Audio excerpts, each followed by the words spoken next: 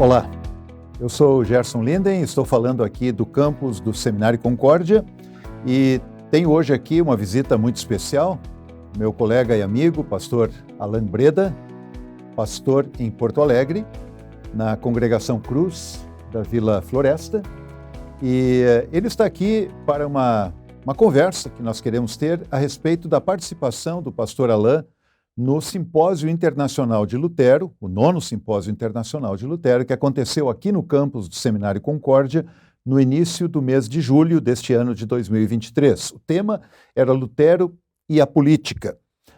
Antes de passar aqui ao tema do pastor Alan, eu gostaria de cumprimentá-lo e pedir que ele faça, então, uma breve apresentação a seu respeito. Pastor Alan, muito bom tê-lo aqui com a gente. Professor Linden, é um prazer estar aqui com vocês. Prazer estar sempre no Seminário Concórdia, a nossa escola do coração. Aqui a gente aprendeu realmente a servir a igreja com o nosso melhor e, evidentemente, tendo os melhores professores, os melhores mestres do Brasil e, para nós, do mundo, né?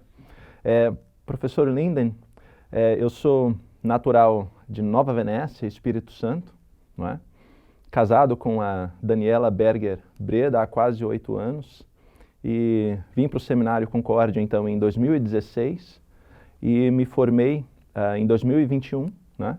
E agora estou pastoreando, conforme o senhor disse, a Igreja da Cruz, Vila Floresta, lá em Porto Alegre, né? Meu nome completo mesmo é Alan Breda, então não tem muito mistério nesse sentido. Pastor Alan, além de formado em teologia, é formado também em direito, e ele foi convidado para o 9º Simpósio Internacional de Lutero. E o tema que ele trabalhou, um tema bastante interessante, foi a autoridade como repressora do mal em Lutero e hoje. Uma abordagem ao reformador sobre a atuação do governo na manutenção da ordem pública à luz do direito contemporâneo. E nós queremos hoje conversar um pouco sobre esse tema, pastor Alan, em que você discorreu lá no Simpósio Internacional de Lutero. E eu começo lhe perguntando, falando sobre o mal, né? O que é o mal? O mal no âmbito da filosofia, o que é o mal, afinal de contas? O que ele é o mal para o cristianismo? Perfeito. No campo da filosofia, a gente não tem nenhuma resposta precisa, né? Afinal de contas, o mal é uma coisa extremamente subjetiva.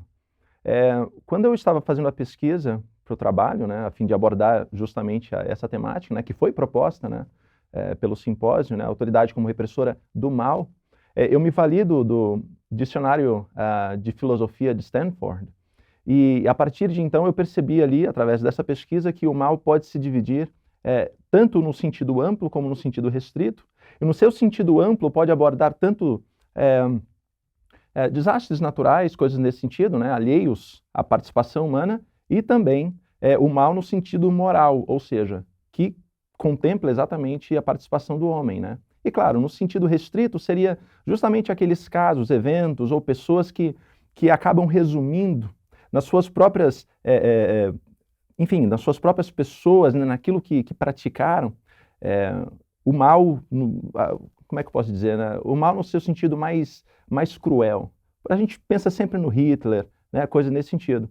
Mas para o trabalho em si, eu peguei a abordagem do mal moral, né, que convém a gente falar a respeito justamente de crimes, né, que tem a participação humana, que houve uma agressão a determinado bem alheio, né, principalmente a vida. Então, de que maneira o Estado ou a autoridade secular pode combater esse mal, né?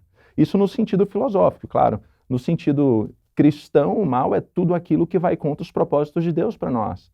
E, evidentemente, depois da queda, né? Tanto é que, se nós pararmos para pensar, né?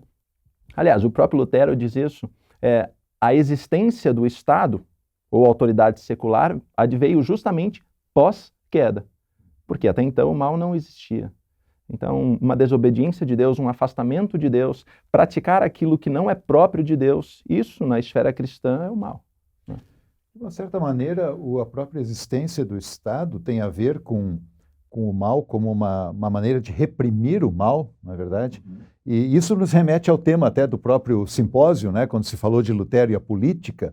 E aí eu queria te ouvir um pouquinho sobre o que a gente pode dizer sobre Lutero e a participação de cristãos na política. Pois bem, isso é muito interessante, professor, porque Lutero e a política, enfim, não... Embora o Lutero tenha falado muito a respeito desse assunto, mas ele, como teólogo, né, ele traz justamente a maneira com a qual o cristão deve se portar enquanto cidadão do mundo. Né?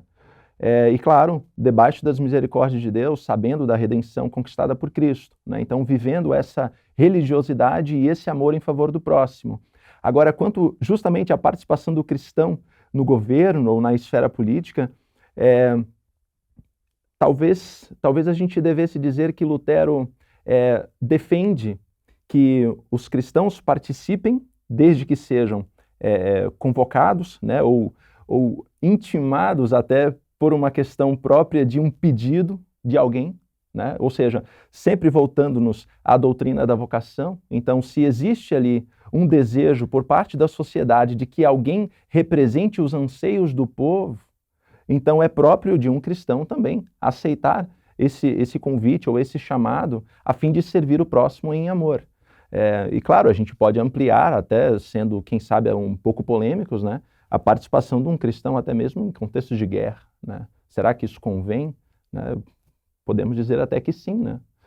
Se a guerra for justa, principalmente, né, para defender o seu próximo em face de uma agressão injusta, uma agressão alheia. Você falou aí tanto em cristão e cidadão. Uhum. Dá para a gente diferenciar, distinguir aí o cristão e o cidadão? Olha, essa pergunta, sinceramente falando, professor, eu converso muito comigo mesmo e eu tento achar que é possível, mas quando a gente para pensar na prática, a gente percebe que não é tão simples assim, né? Quando a gente pensa em cristão e cidadão, a gente vai pensar justamente naquilo que compete ao cristão se portar no mundo, aquilo que ele deve refletir como um seguidor de Cristo. E um cidadão como alguém que está respeitando as leis do Estado. Mas, enfim, se para nós o Estado, acima de tudo, é a autoridade concedida por Deus a seres humanos para nos governar, então não tem como a gente separar na prática. Né? O cidadão, ele sempre vai ser o cristão sempre vai ser um cidadão do mundo. E a partir disso, vivendo conforme as leis morais que Deus nos deu também, enfim, o amor ao próximo, né? que num segundo plano é o resumo da lei, né? Inicialmente é amor a Deus acima de todas as coisas, mas também ao nosso próximo. Então, acredito que não dá para desvencilhar as duas coisas, né? Bom, aqui nós falamos do cristão individual, também enquanto cidadão, mas pensando agora na igreja como um todo. Uhum. Né? A igreja, ela é a portadora do evangelho, ela é a mensageira de Cristo para o mundo. Né? E o papel da igreja é basicamente trazer uma mensagem que é vida e que nenhuma outra instituição do mundo em si tem. Mas a igreja teria algum papel intimidatório em relação ao mal, em relação a crimes, por exemplo? É interessante, professor, essa pergunta muito profunda, assim, né? E eu confesso que quando eu escrevi o meu artigo, logo no finalzinho eu coloquei uma observação, né? Justamente nas considerações finais eu disse, olha, esse artigo abordou a temática do mal moral, né? A intervenção do Estado, né? Para combater esse tipo de opressão aos interesses da sociedade, mas não abordou a temática da repreensão ao mal no seu sentido espiritual, né? Porque eu coloquei assim, isso aí já valeria um trabalho à parte e com certeza nós falaríamos muito mais sobre a intervenção da igreja na nossa defesa contra o diabo e as forças das trevas, né? E claro, também não deixa de ser assunto polêmico, né? A gente sabe que nos nossos tempos a igreja tem sido convidada a se manifestar em diversos assuntos políticos, né? E muitas vezes que não tem nada a ver com o evangelho, né? E será que ela deveria fazer isso ou não? A gente percebe uma postura de Lutero, por exemplo, na pesquisa que eu fiz, o Lutero fazendo uma distinção bastante clara entre igreja e Estado, assuntos concernentes à manutenção da ordem pública, isso aí é de competência do governo, do príncipe, né, do imperador. Enquanto que dirimir assuntos ou controvérsias teológicas, isso teria mais a ver justamente com a igreja.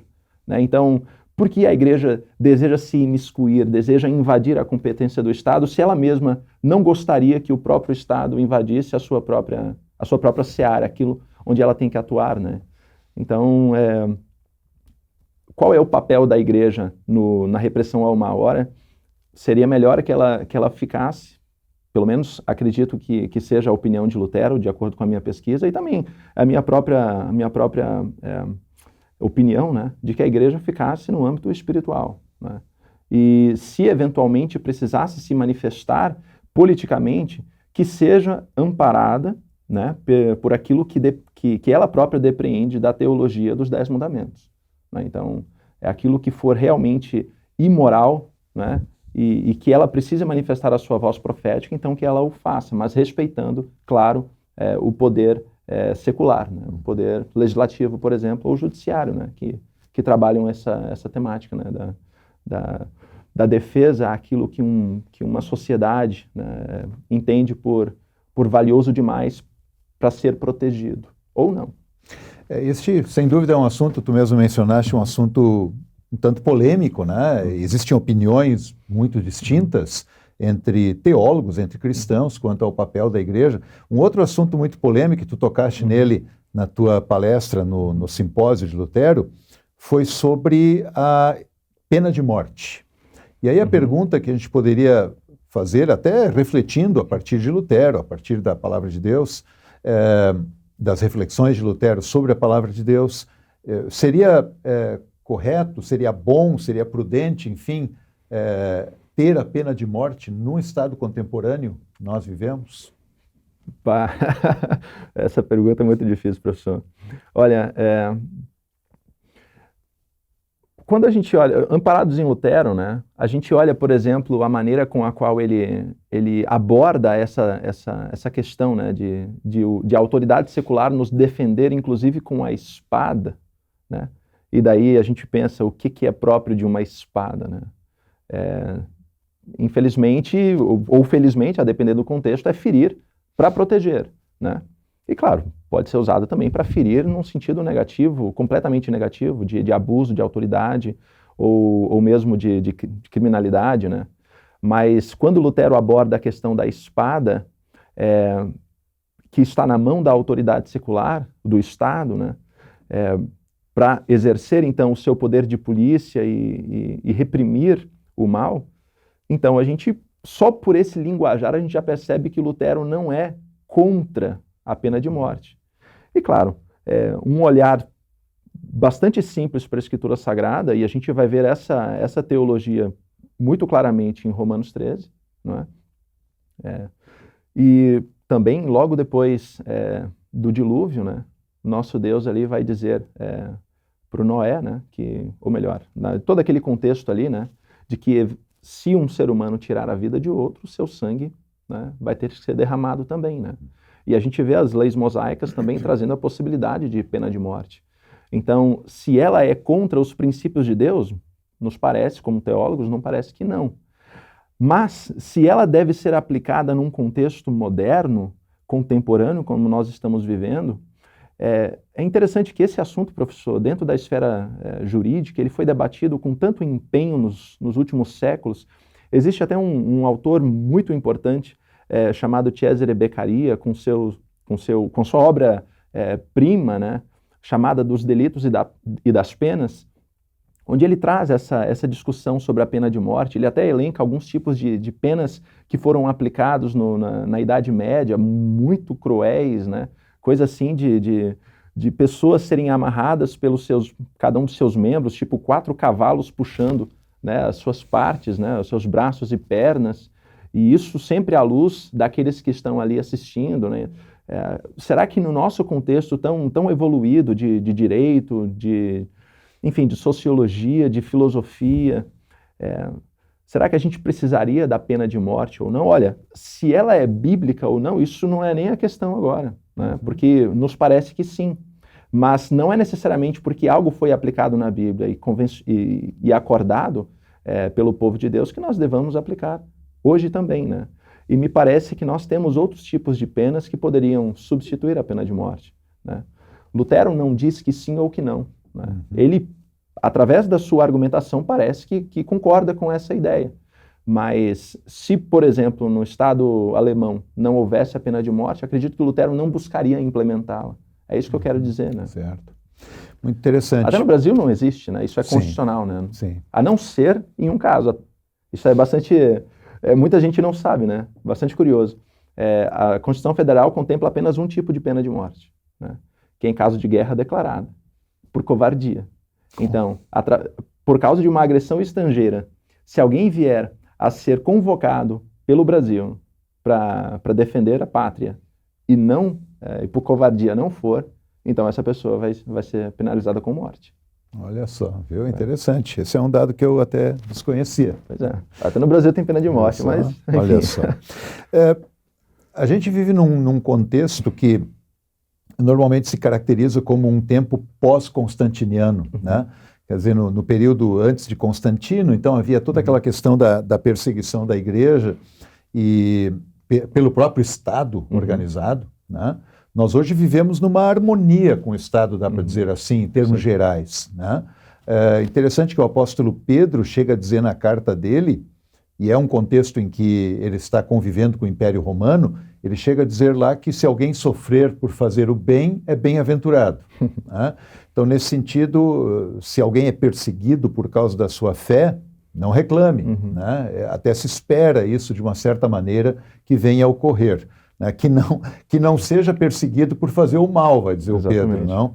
Mas olhando para o nosso contexto, que é pós-constantiniano, em que a igreja desfruta de direitos, privilégios cristãos, em tese tem toda a liberdade para o seu culto, né? Até que ponto, Alain, você diria que o cristão ele deve se valer, digamos assim, dos direitos dele como cidadão e buscar, de fato, seus direitos?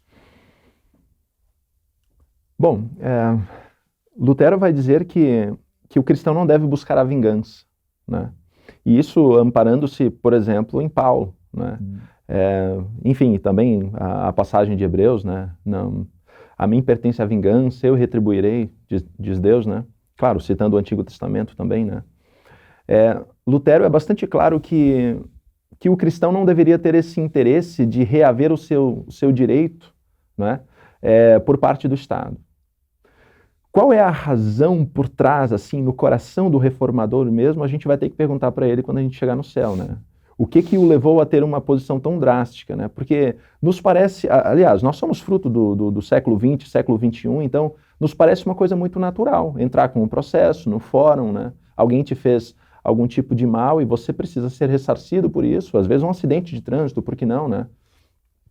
Mas, parando para pensar um pouquinho, às vezes eu penso no testemunho cristão, diante da não busca, por esse ressarcimento diante da ofensa alheia, né? Que mensagem nós estamos passando para a sociedade ou para a pessoa em si que nos agrediu, se a gente der a outra face?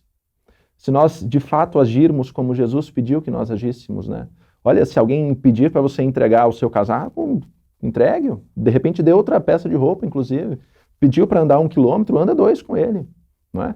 Dê a outra face. Saiba ser humilhado diante do mundo, né? E quem sabe o mundo, através dessas brasas vivas que você vai colocar na sua cabeça, não possa aprender um pouquinho com você também sobre humildade, né?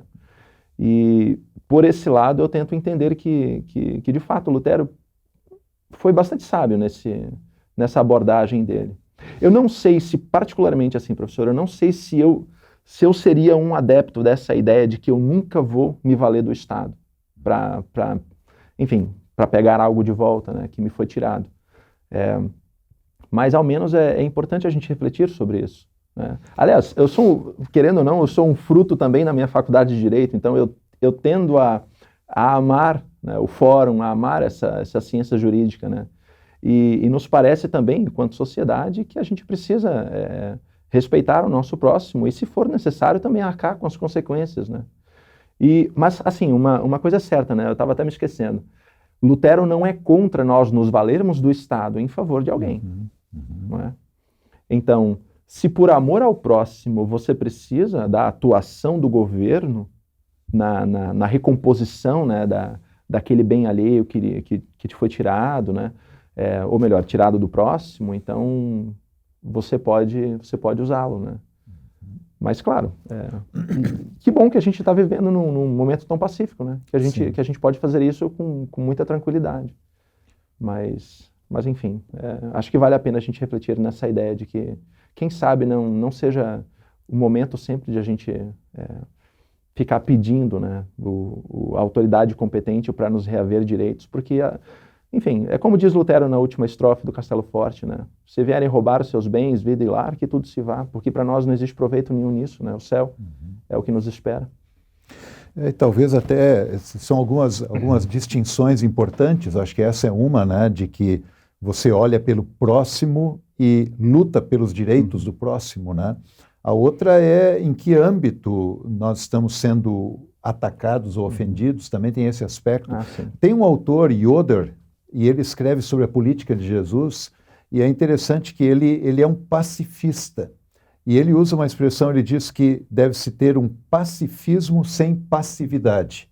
E ele defende, por exemplo, a ideia de que você não deveria nem se defender se atacado. Ele é bastante radical nesse sentido. Não me parece que Lutero chegaria a tal ponto, né? Mas porque se você defender a si próprio ou então a pessoa da sua família, bem, você está protegendo a vida em última análise. E se nós pararmos para pensar, professor, é justamente a postura que se espera, que a gente vê no povo de Deus, toda a história, né? Claro que, especialmente no Antigo Testamento, na teocracia de Israel, a gente via que o próprio Deus dava ordem, a fim de que o seu povo guerreasse contra um inimigo estrangeiro, né? Mas, em todo caso, não se tolera dentro pelo menos essa é a minha leitura da Escritura como um todo, não se tolera a injustiça. E, claro, quando ela é particular, daí nós temos essa postura que Cristo pediu, né? Que nós, de fato, tenhamos essa abertura, né, de dar a outra face. Mas, enquanto sociedade, ou seja, enquanto um núcleo de próximos, né, de pessoas a quem nós amamos, né, então não se deve tolerar a injustiça. E é justamente um presente que Deus nos deu, né, o Estado, essa autoridade. Vamos a um outro tema aqui que é um tanto polêmico também e que envolve a vida do cristão na sociedade. Nós estamos aí no Brasil, nesses últimos anos, discutindo muito, até atualmente, né, sobre a questão de uso de armas pelo cidadão, né, porte de armas. Há momentos em que isso se abre um pouco mais, outros momentos em que há uma limitação maior por parte do Estado. O que você diria, o que Lutero pensaria sobre isso? Ele diz algo a respeito dessa questão do cristão ter posse de armas?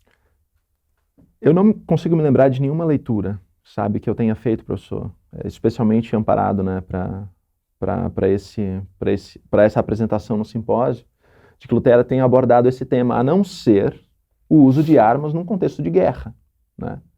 Porque o cidadão foi convocado, né, e Lutero diz então que nós, diante dessa situação, podemos de fato pegar em armas para reprimir o estrangeiro, né? Agora, num contexto civil, sabe, de vivência normal da sociedade, o Lutero não aborda isso. E eu tendo a acreditar que ele não veria problemas caso o Estado permitisse, caso a autoridade secular permitisse, né? Mas também não posso dizer que ele é a favor de posse ou porte de armas, né? Porque não encontrei nenhuma passagem onde ele dissesse que o cristão pode ter uma espada, né, na sua cintura ou coisa nesse sentido, né? Então, seria injusto nós trazermos Lutero para essa discussão, porque ele não aborda, né, esse tema.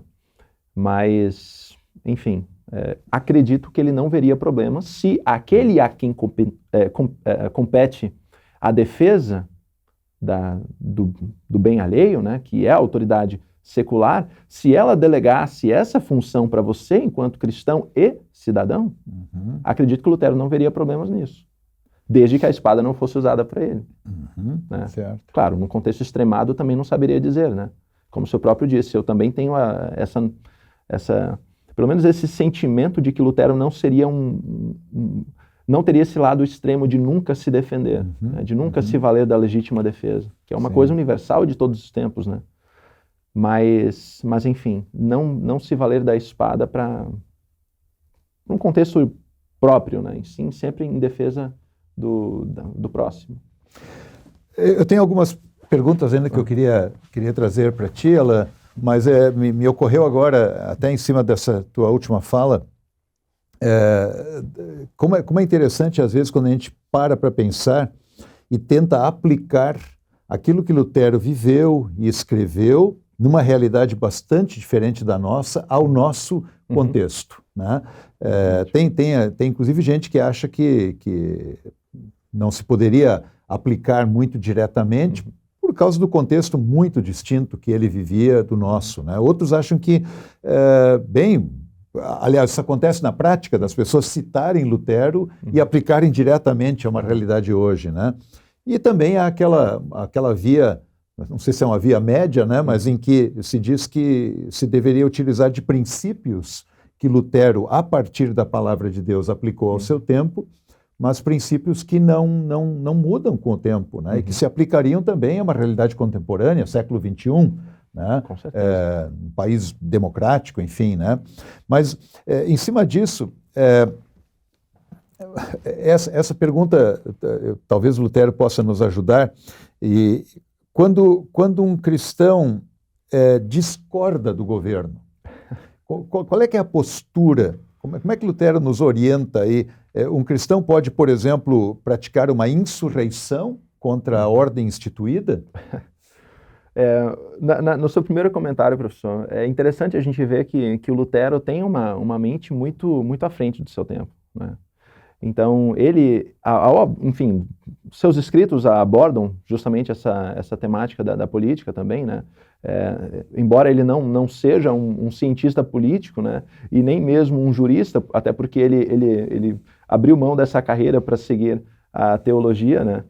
Mas, incidentalmente, conversando com príncipes ou governantes, né, de um modo geral, ele traz justamente assim um arcabouço de ideias que provavelmente ele aprendeu na sua faculdade de Direito, né? Especialmente no início ali, onde acredito que desde aquela época e até hoje, né, as primeiras disciplinas de Direito são sempre aquelas mais filosóficas, né? A gente aborda questões mais naturalistas ou coisas nesse sentido, né? A formação de tudo, o que é isso, o que é aquilo, o que é o mal, né? E ele tem uma vivência muito, muito grande nos filósofos gregos, né? Lutero, na pesquisa que eu fazia, assim, não era poucas vezes que ele citava os filósofos gregos, né? Especialmente Aristóteles, né? E claro, muito do que a gente vê hoje na nossa própria sociedade, isso tá amparado na filosofia grega. É muito claro quando a gente lê os filósofos gregos e percebe o quanto isso não deixou de ser. E claro, sobre a pergunta, acabei fugindo, professor, mas essa discordância, né? Quando um cristão tem uma discordância do governo. Perfeito, a insurreição, né? Pois é. Tá. O Lutero é adepto sempre do diálogo, né? Ele sempre escrevia para os príncipes, enfim, para o próprio imperador, né? Aliás, a linguagem de Lutero nunca foi branda, até mesmo com o imperador. Ele falava muito claramente, sem meias palavras. Mas ele foi muito claro e acredito, principalmente depois da Guerra dos Camponeses e aquela devastação, fala-se em 50, talvez até 100 mil mortos, né? Então, acredito que depois da Guerra dos Camponeses a postura de Lutero tenha sido assim de muita tranquilidade ao falar, especialmente para o cidadão, né? Para o camponês. Se você tem algo que não concorda com o imperador, né, com aquilo que está sendo, enfim, propagado por ele ou defendido pelos príncipes, dialogue, né? E me lembro, não sabia disso, né, mas em algumas das palestras ali do simpósio eu pude vislumbrar essa ideia de que, na época, não havendo ali essa figura, digamos assim, ou essa instituição do poder legislativo, quem tinha essa incumbência, quem sabe, de levar os dissabores da sociedade para o imperador ou para os príncipes eram justamente os pastores, né?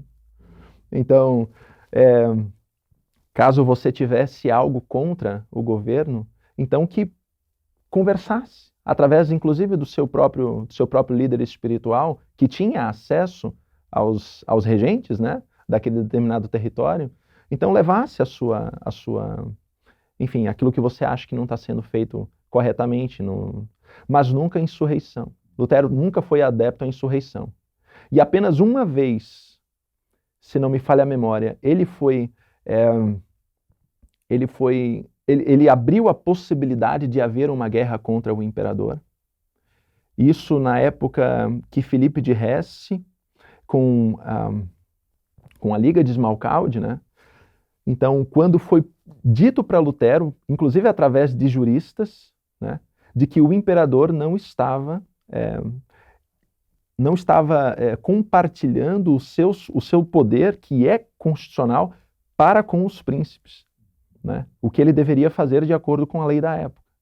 Então, por causa dessa argumentação de que o Estado não está respeitando as leis do próprio Estado, então Lutero disse assim, olha, nesse caso, o imperador pode ser combatido.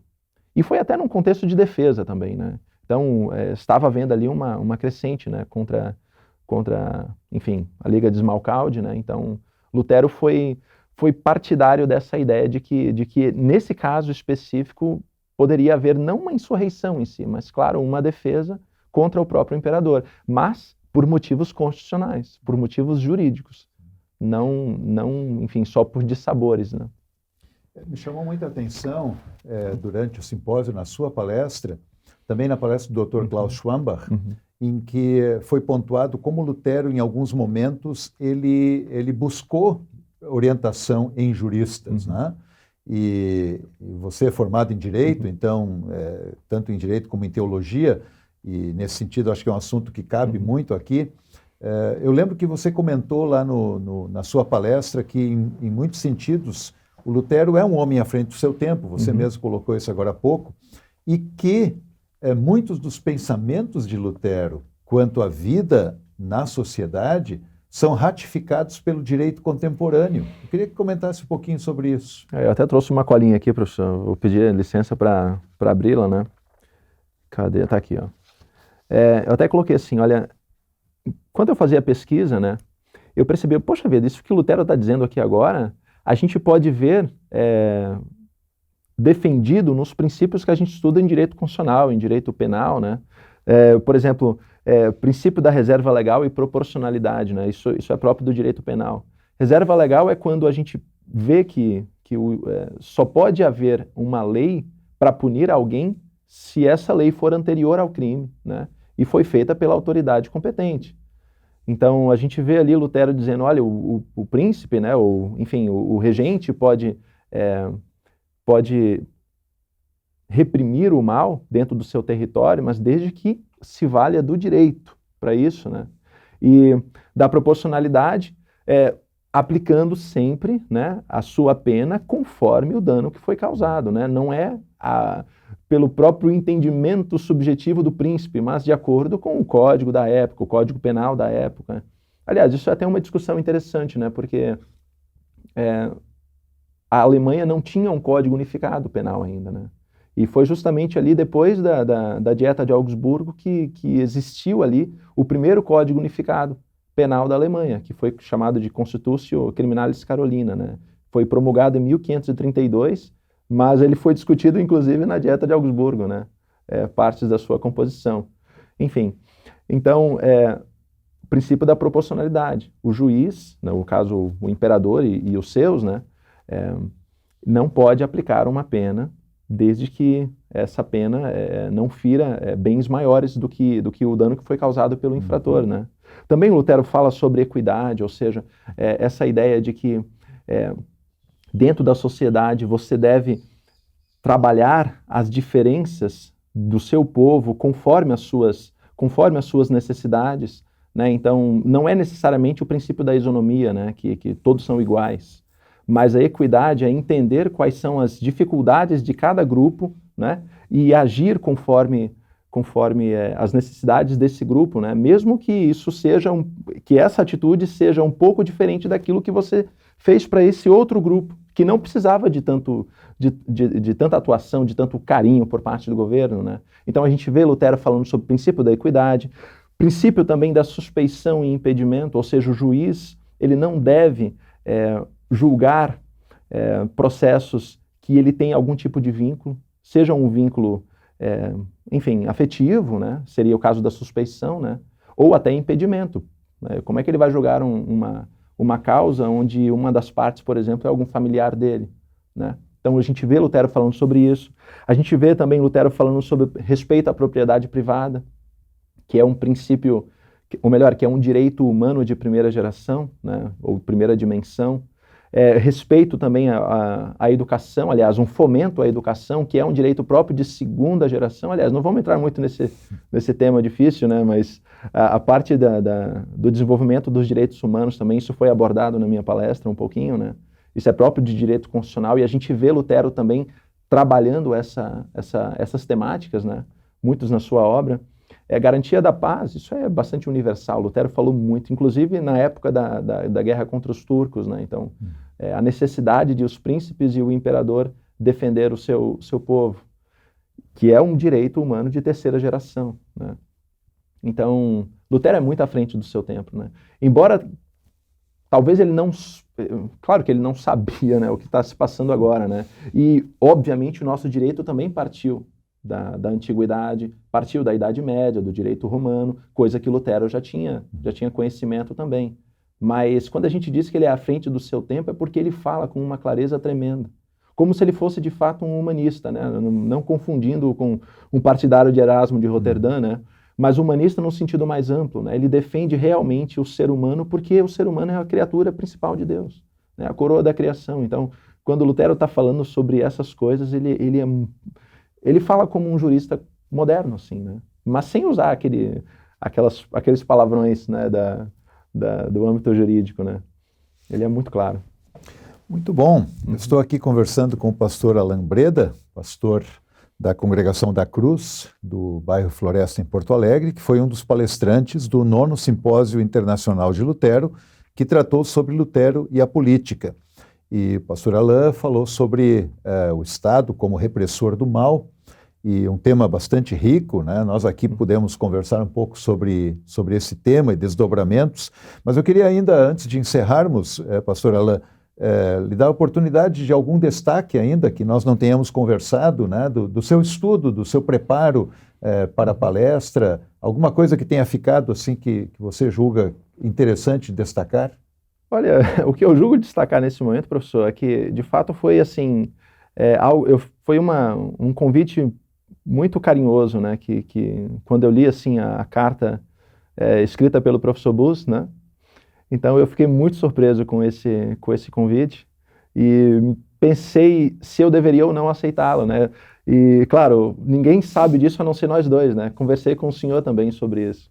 E o senhor foi muito gentil ao dizer para mim que de fato a gente pode aceitar essas coisas com o nosso coração e saber que o nosso Deus está sempre nos guiando nesse sentido também, né?